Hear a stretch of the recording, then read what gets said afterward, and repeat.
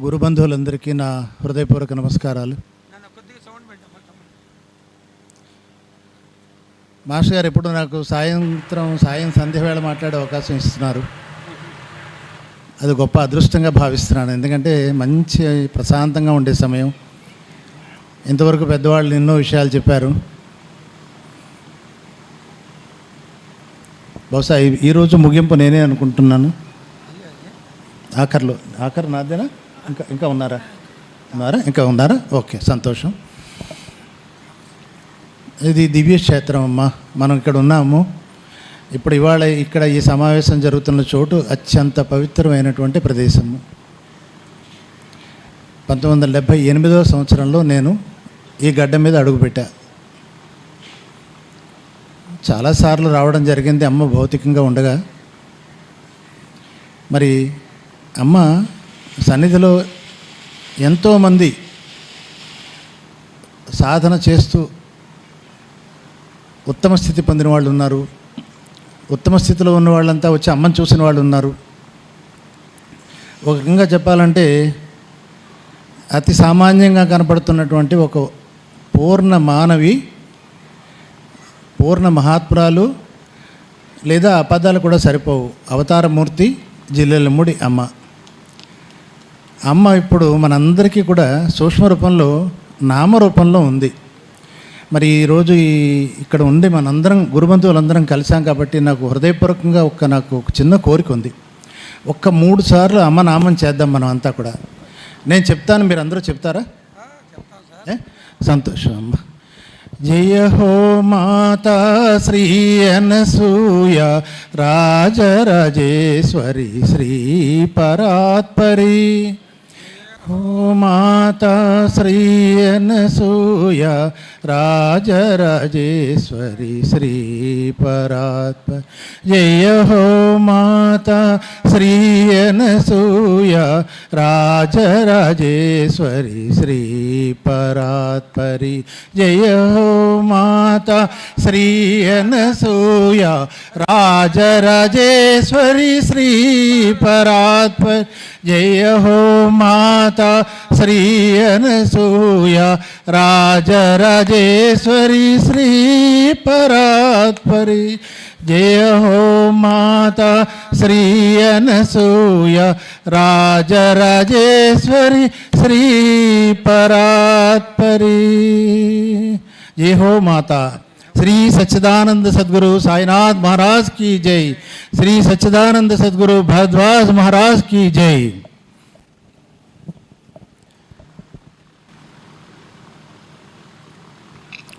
ఇప్పుడు కానీ రాబోయే జనరేషన్ కానీ అమ్మ లాంటి వాళ్ళని కానీ మాస్టర్ గారు లాంటి వాళ్ళని కానీ చూసే అవకాశం ఉండదేమో అనిపిస్తుంది నాకు. చాలా కష్టం. అలాంటి మహానుభావులు ఈ భూమి మీద ఉన్నారా అంటే అనుమానం. ఎదురు భవిష్యత్తులో వచ్చేటటువంటి మానవాళికి నిజమా వీళ్ళు ఇక్కడ మన మధ్య ఉండేవారా అనేటటువంటి సందేహం వస్తుంది. అంత గొప్ప తత్వాన్ని ఆచరణ రూపంగా ప్రకటన చేసింది అమ్మ, మాస్టర్ గారు కూడా. అసలు వాళ్ళిద్దరూ గురించి ఏదో మాస్టర్ గారికి అమ్మతో ఉండే అనుభవాల గురించి మాట్లాడే హక్కు నాకైతే లేదు. ఎందుకంటే నేను మాస్టర్ గారి దగ్గర ఉన్నాను, అమ్మగారి దగ్గర ఉన్నాను. ఇద్దరి దగ్గర నేను చనువుగా ఉన్నాను. ఓకే, అంత మాత్రాన వాళ్ళిద్దరికీ ఉన్న అనుబంధం గురించి మాట్లాడేటంత పరిణతి నాకు ఆ వయసులో, తెలుసుకునేటంత పరిణతి కూడా నాకు ఆ వయసులో లేదు. ఇప్పుడు ఏదో పుస్తకాల్లో ఉన్న అనుభవాలు చూసి మీకు చెప్పాలి. ఆ పుస్తకాలు మీ అందరికీ అందుబాటులోనే ఉన్నాయి కదా, ప్రత్యేకించి చెప్పేది ఉంది. కాకపోతే ఒక అమూల్యమైన సమయాన్ని నాకు ఇక్కడ ఒక 2 నిమిషాల కాలం నాకు ఒకప్పుడు పొందలేకపోయాను నేను ఇదే వేదిక దగ్గర.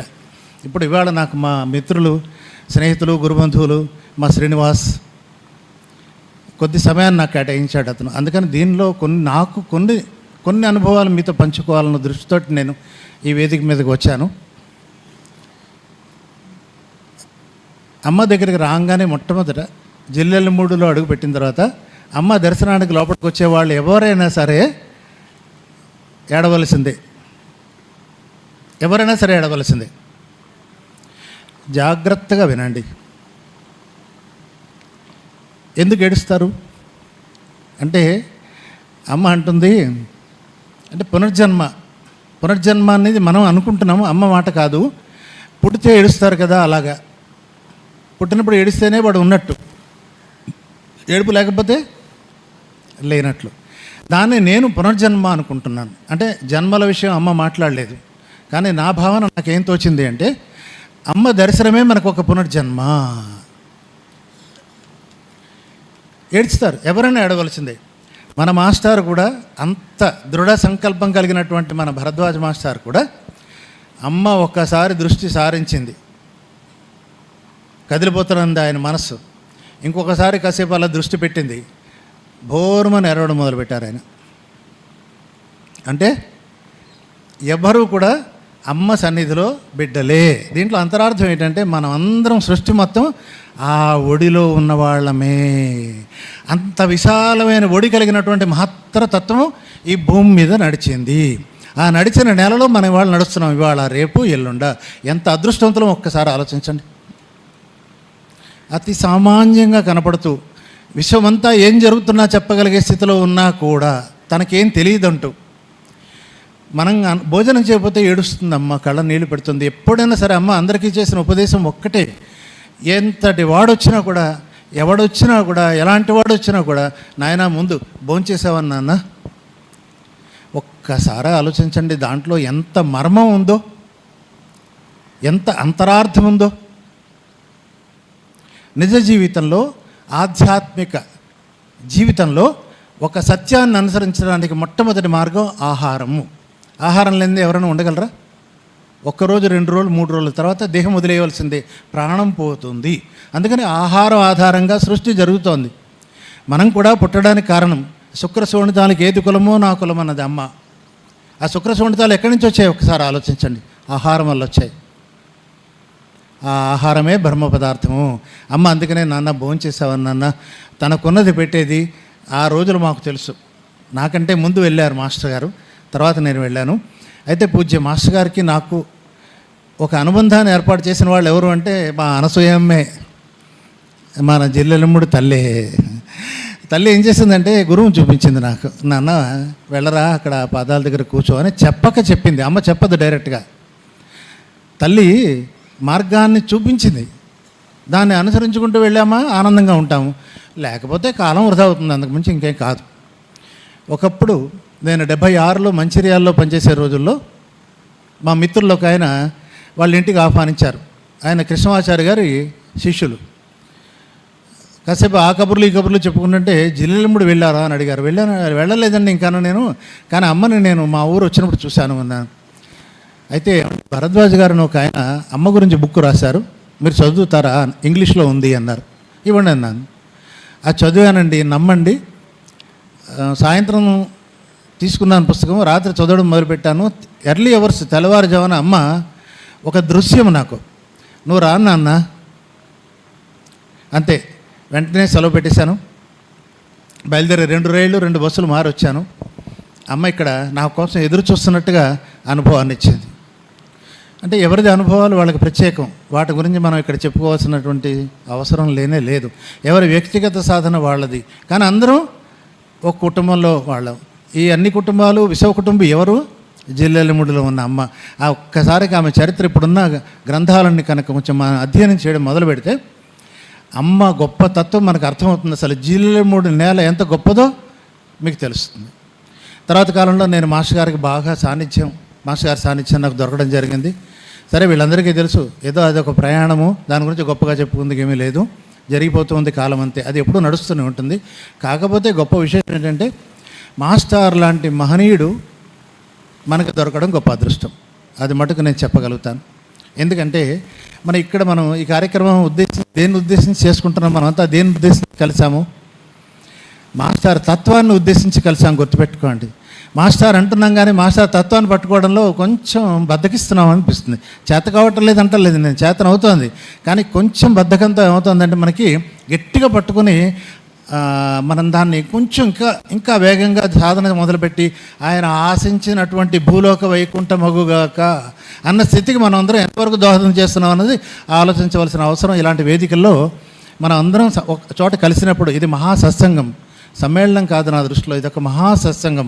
5-6 కాదు, ఇది ఇక్కడ ఉన్నవాళ్లే కాకుండా మన వాళ్ళు ఏం చేస్తున్నారు, ఇంట్లో కూర్చున్న వాళ్ళకు కూడా విశ్వానికి అందిస్తున్నారు వాళ్ళు ఈ సందేశాన్ని.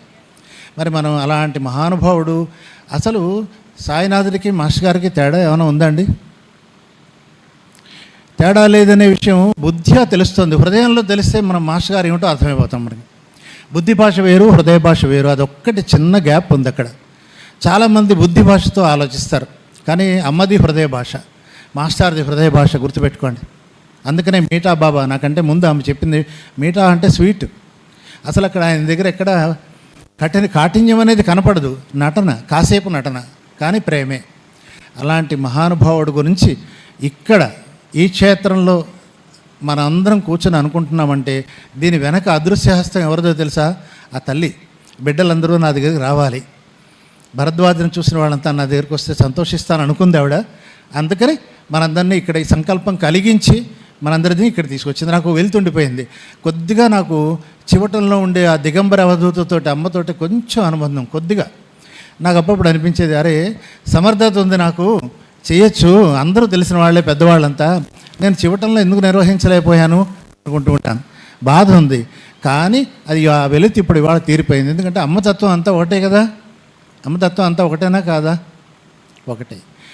ఒక గొప్ప అనుభవాన్ని మీ ముందు ఉంచుతున్నాను. ఇవాళ ప్రతి ఒక్కరూ శ్రద్ధగా వినాలని మనస్ఫూర్తిగా కోరుకుంటున్నాను నేను ఈ వేదికగా. అది స్వానుభవం కావచ్చు, కానీ మాస్టర్ గారు ఎంత గొప్పవారో మీకు తెలిసేటటువంటి ఒక గొప్ప అనుభవాన్ని నేను, నా స్వానుభవాన్ని మీ ముందు ఉంచబోతున్నాను. శ్రద్ధగా వింటారని నేను ఆశిస్తున్నాను.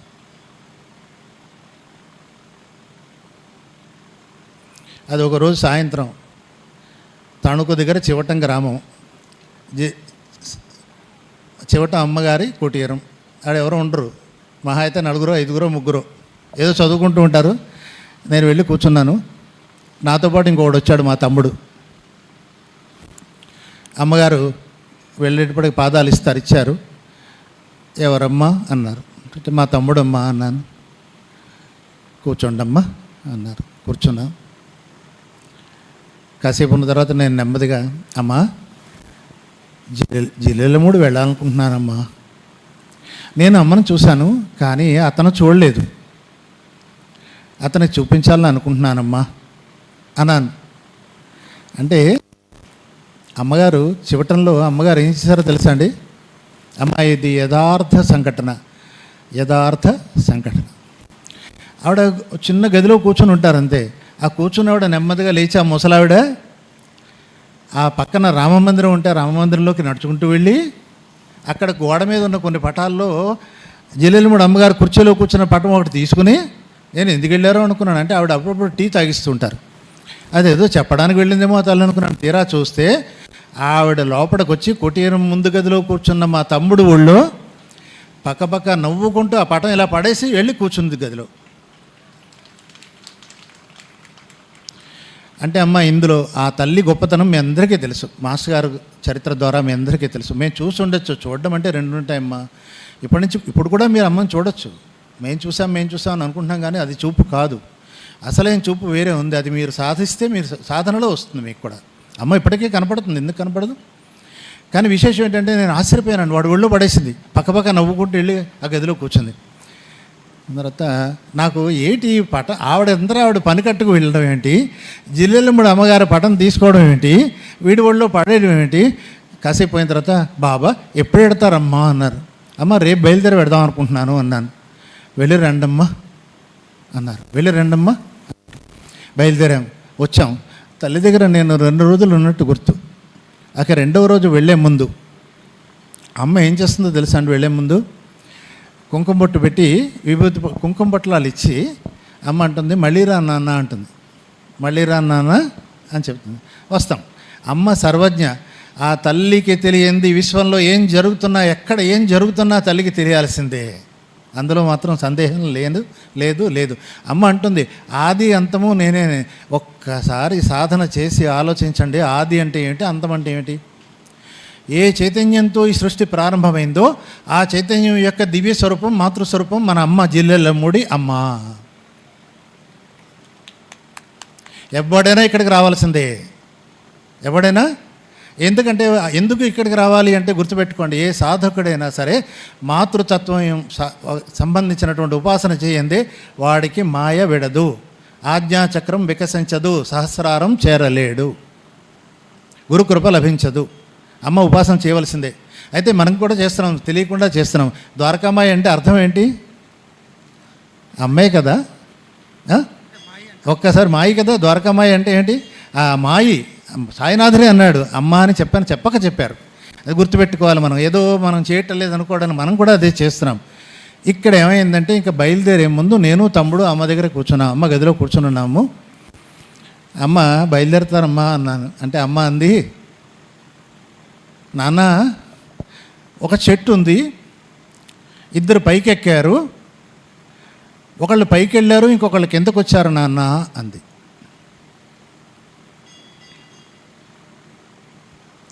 నాకు అది అర్థం కాలేదు. సరే, కుంకుమ పొట్లాలు చేతిలో పెట్టింది, బొట్టు పెట్టింది, వెళ్ళిరా నాన్న అంది. వచ్చేసాను. తర్వాత కాలంలో మాస్టర్ రాసిన సాయి లీలామృత గ్రంథంలో ఈ అనుభవానికి సంబంధించినటువంటి ఒక అద్భుతమైన లీల ఉంది, గుర్తుపెట్టుకోండి. అదేమిటంటే, ఉపాసని బాబా గారు ఆయన అలా వెళ్ళాలనుకుంటూ తిరుగుతూ షిరిడి వచ్చిన రోజుల్లో ఆయన్ని వెతుక్కుంటూ వారి అన్నగారు బాలకృష్ణ ఉపాసని శాస్త్రి పూణేలో లెక్చరర్గా ఉంటూ సెలవులు ఇచ్చారని, ప్లేగ్ వచ్చిందని సెలవులు ఇచ్చారని బయలుదేరి తపోవనం వాళ్ళ అమ్మని తీసుకుని వెళ్ళినప్పుడు వయస్సెంతో తెలియని ఒక సాధువు వారితో మీరు ఒక్కడివి రావాలి, ఎవరిని పిలిస్తే వాళ్ళే రావాలంటూ అతను ఒక్కడు వచ్చినప్పుడు చివరగా చెప్పిన మాట హిందుస్థానీలో, ఓ చెట్టు ఉంది, ఒకళ్ళు పైకి వెళ్ళారు, ఇంకొకళ్ళు కిందకు వచ్చారు. రైట్, ఒకటి. సరే, వాళ్ళు మళ్ళీ షిరిడి వస్తారు. ఖండోబాకి అంటారు. వాళ్ళకి తెలియదు ఖండోబా గుడి ఎందుకు, మాకు మా తమ్ముడు కావాలి అనే ఆలోచనలో వాళ్ళు ఉన్నారు. ఏమయ్యా ఆయన చెప్పింది చెప్పకపోతే ఆ కర్ర చొక్కు కొడతాడు, ముందు పండు అంటారు. తీరా వెళ్ళి తలుపు తీసేటప్పటికీ అక్కడ బోరుమంటుంది ఆ తల్లి కొడుకుని చూసి. అక్కడే ఉంటాడు ఉపాసని బాబా.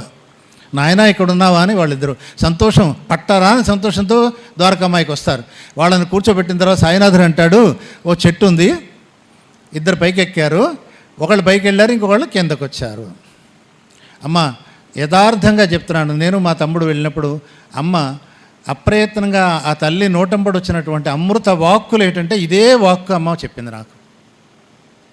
ఇప్పుడు అమ్మ ఎవరు చెప్పండి? ఒక్క మాట మిమ్మల్ని అందరినీ అడుగుతున్నాను హృదయపూర్వకంగా.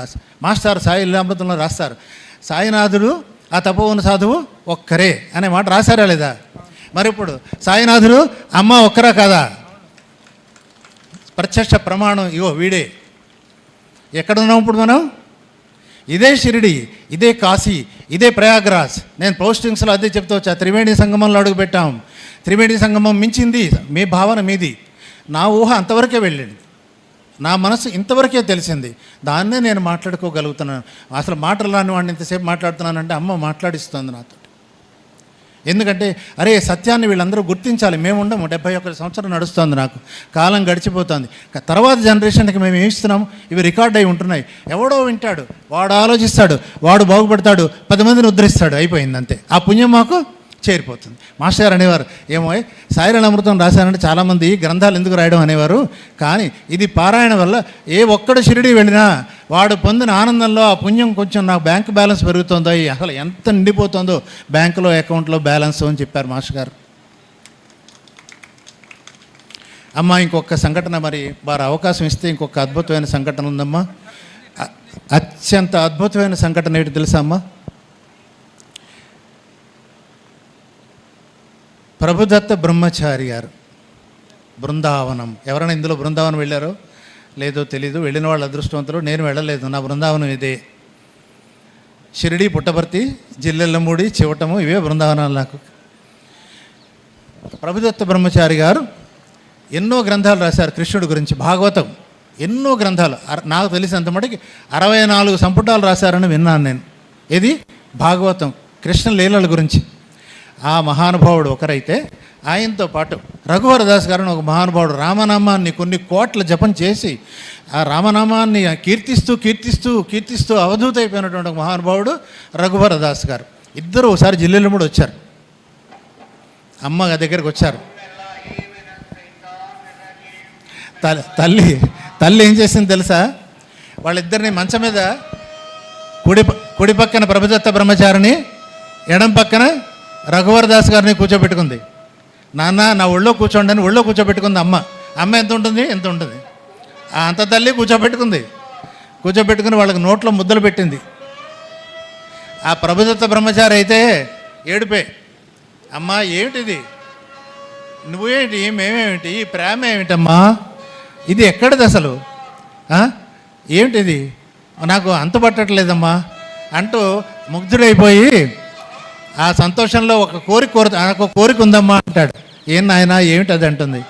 అంటే అమ్మా మీరు బృందావనం రావాలి. ఏం కోరిక అది, మీరు బృందావనం రావాలి. అమ్మ అంటుంది. ఏం మాట్లాడలేదు అమ్మ, ఏమీ మాట్లాడలేదు. ఇప్పటికి కూడా మనకు అమ్మ మాట అక్కర్లేదు, అనుభవాన్ని ఇస్తుంది అర్హత ఉన్న వాళ్ళకి, అడిగిన వాళ్ళకి. వెంటనే ఎవరికేసో చూసింది. వాళ్ళు ఏవో టిఫిన్ ఏర్పాట్లు చేశారు. జీప్ రెడీగా ఉందని అడిగింది. జీప్ రెడీ అయింది. వాళ్ళు కిందకి దిగుదామన్నా అంటే వాళ్ళిద్దరితో పాటు ఎక్కడికో వెళ్తుంది అనుకున్నారు అందరూ కూడా.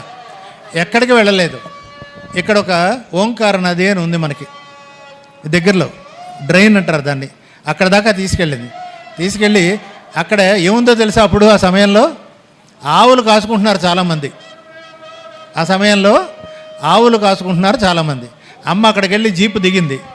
ఆ తెచ్చిన టిఫిన్ అందరికీ వాళ్ళందరినీ పిలిచి పెట్టింది. నాన్న ఇదే బృందావనం.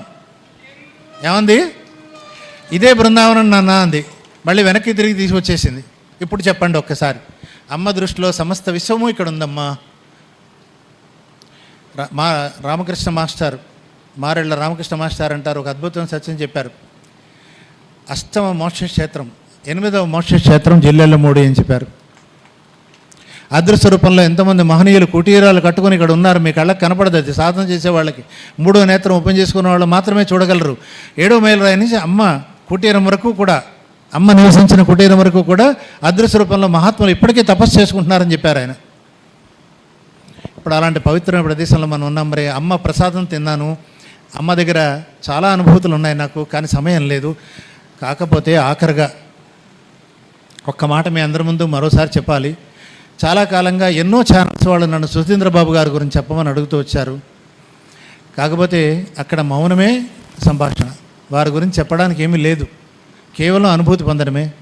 ఆ మహనీయుడు కోపం ఎక్కువ అనేది ఒక ప్రచారం అయింది. ఆ దివ్య ప్రేమని రుచి చూసిన మేము ఆ మాట వింటూ ఎంతో బాధపడుతూ వచ్చేవాళ్ళము.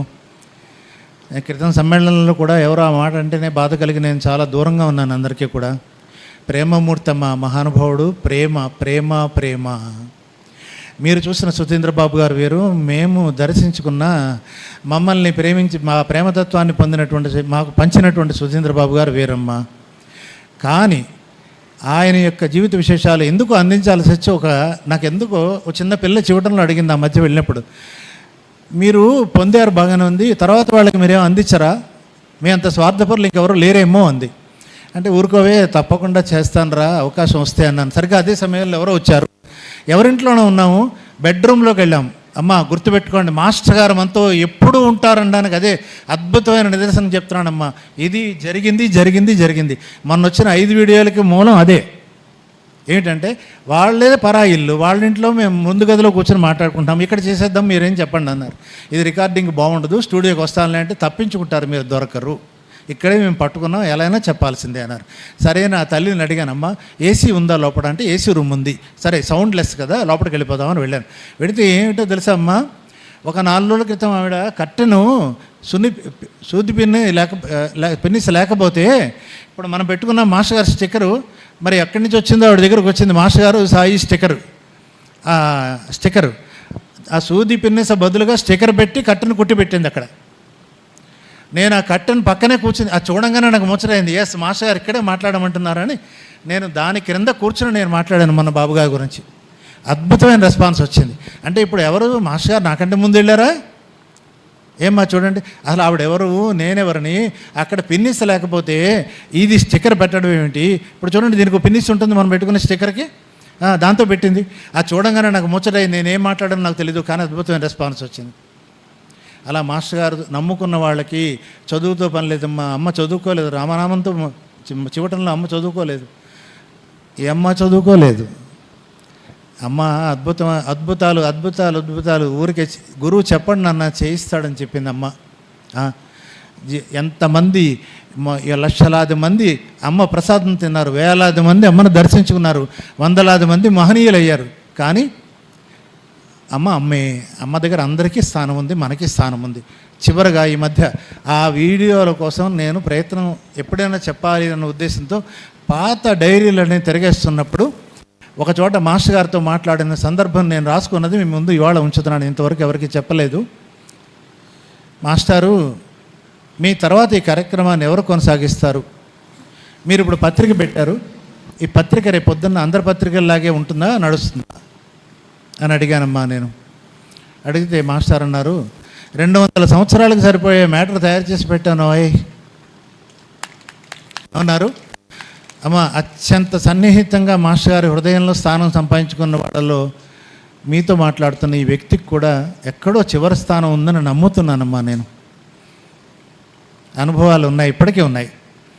ఆయన ప్రేరణే ఈ మాట కూడా అన్నారు. 200 సంవత్సరాలకి సరిపడే మ్యాటర్ తయారు చేశాను అన్నారు. సరే, ఇంకొకటి ఉండిపోయింది. తర్వాత ఎవరు? ఇద్దరు చేస్తారు ఎవరు? ఇద్దరు చేస్తారు అన్నారు. నేను ఆ రోజుల్లో నా స్నేహితులు శరత్ బాబు, రామచంద్ర చైతన్య, ఆ సోదరులిద్దరూ ఈ కార్యానికి పూనుకుంటారు, తర్వాత ఈ మాస్టారి ప్రణాళికను ముందుకు తీసుకెళ్తారు అనుకున్నాను నేను. కానీ వాళ్ళు తీసుకెళ్ళలేదు. ఇప్పుడు ఎవరు తీసుకెళ్తున్నారో మీ అందరికీ తెలుసు. మా గురువు పుత్రుడు ద్వారకా బాబు, గురుపుత్రిక వేదమ్మ. ఇది నా దగ్గర డైరీలో రికార్డ్ అయ్యి ఉంది. ఇద్దరు తీసుకువెళ్తారో నా కార్యక్రమాన్ని అన్నమాట గుర్తుపెట్టుకోండి. మనదంతా వసుధైక కుటుంబం. అమ్మగారు వస్తే 6 గంటల పాటు సుధీంద్రబాబు గారు ఏ స్త్రీకి ఇవ్వనటువంటి అవకాశం ఇచ్చారు. వీడు దగ్గరగా ఉన్నాడు. ఎంత గొప్ప గొప్ప మహాత్మురాలు అన్నారు. మరి మన ఆలోచనలు సవరించుకుందాం, మన భావాలు సవరించుకుందాం. విశ్వ కుటుంబం అమ్మ బిడ్డలు మనంతా అమ్మ దగ్గరకు వచ్చున్నాం. జయహోమాత నామాన్ని రేపు ఎల్లుండో కూడా అందరూ చెప్పాలని మనస్ఫూర్తిగా కోరుతున్నాను. ప్రారంభించడం జయహోమాతతో ప్రారంభించండి, ముగించడం జయహోమాతతో ప్రారంభించండి. అసలు సృష్టిలో తల్లి తత్వాన్ని మించింది ఏమన్నా ఉందా? అసలు స్త్రీ ఉపాసన, స్త్రీ విద్య ఉపాసన చేయకుండా మోక్షం పొందిన వాళ్ళు ఎవరైనా ఉన్నారా? ఆలోచిద్దాం, అడుగులు వేద్దాం. మీ అందరికంటే కూడా నేను చాలా ఆధ్యాత్మిక మార్గంలో చిన్నవాడిని. కానీ మీ అందరూ కూడా మాస్టర్ పాదాలు పట్టుకున్నవారు. ఎంత అదృష్టవంతులు, ఎన్ని జన్మల సుకృతమో. మాస్టర్ పాదాల దగ్గరికి వచ్చాం. ఆ మీఠాబాబా అందించిన అమృత వాక్కులు ఒక్క మాట చాలరా. ఇందాక ఆ తల్లి అద్భుతమైన రహస్యాన్ని మీకు అందించింది, గుర్తుపెట్టుకోండి. నేను ఇవాళ సపోర్ట్ చేస్తున్నా ఆ తల్లిని. నా దగ్గర మెడికల్ డిపెండెంట్స్ వచ్చి కూర్చుని వాళ్ళు మా దగ్గర, వాళ్ళంతా వాళ్ళకి లేని అలవాటు ఉండదు. మాస్టర్ గారి దగ్గర సిగ్గుపడేవారు. మాస్టారు, మిమ్మల్ని చూడాలంటేనే మాకు ఏమిటో అనిపిస్తుంది అంటే, రండి అయ్యా కూర్చోండి అని. మీరు అద్భుతమైనటువంటి జీవితాలు గడుపుతారు. ఎదుర రాత్రి పడుకునే ముందు ఒక్క పారాగ్రాఫ్ సాయిలీలామృతం చదువుకుని పడుకోండి అయ్యా అన్నారు. ఒక్క పేరా చదువుకు పడుకోండి. వాళ్ళు ఇవాళ ప్రతి సంవత్సరం షిరిడి వెళ్ళేవాళ్ళేనమ్మా వాళ్ళంతా కూడా. ఏం కావాలి తల్లి? మరి అలాంటి మహానుభావుడు గురించి రోజులు చెప్పుకోవచ్చు, కానీ సమయం ఇప్పుడు ఉంది, సమయం దాటి వెళ్ళకూడదు. నాకు ఇంతవరకు ఇచ్చారు, చాలా అదృష్టం. ఈ అవకాశం ఇచ్చినటువంటి మా శ్రీను కార్యవర్గానికి, మా అమ్మ, మనమ్మ సాక్షాత్తు రాజరాజేశ్వరి జయహోమాత శ్రీ అనసూయ రాజరాజేశ్వరి శ్రీ పరాత్పరి అయిన తల్లికి శతకోటి వందనాలు సమర్పించుకుంటూ, నా గురుదేవుడు పూజ్య భరద్వాజ మాస్టర్ గారి దివ్య పాదపద్మాలకి, ఆయన మనందరికీ అందడానికి ఆధారభూతమైనటువంటి తల్లి మాతృమూర్తి అలివేల మంగమ్మ తల్లికి, గురు బిడ్డలు ద్వారకకి, జ్ఞానేశ్వరికి కూడా మనస్ఫూర్తిగా నమస్కారాలు సమర్పించుకుంటున్నాను. స్వస్తి. సాయినాథ్ మహారాజ్ की, భరద్వాజ్ మహారాజ్ की.